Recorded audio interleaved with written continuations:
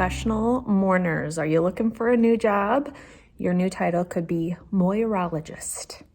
This comes from the ancient Greek Moira, meaning fate, and logos, meaning speech, literally fate speakers.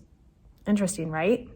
They're hired mourners, funeral criers, people who that is their full-time job. And this is a big thing in India and China. JoinCake.com says that in ancient Egypt, there were strict requirements to be a professional mourner. It was a role only for women, and they must not have any children because it was not socially acceptable for men to weep in public. Only women could be the professional mourners. They could not have any body hair, and someone tattooed the names of goddesses on their shoulders. In ancient Rome, these professionals were only for the wealthy.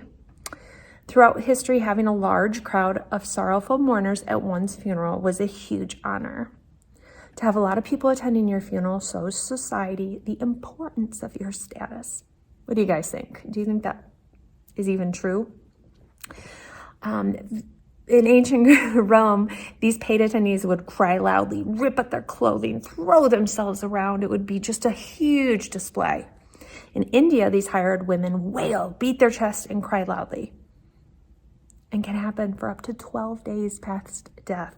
So they may hire them to do this endlessly for days.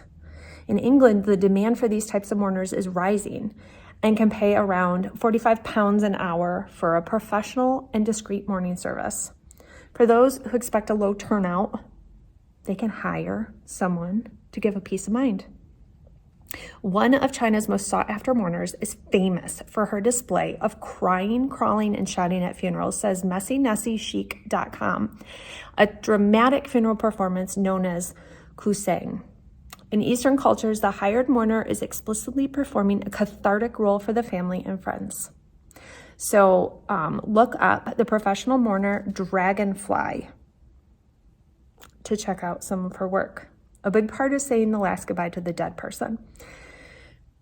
Very interesting.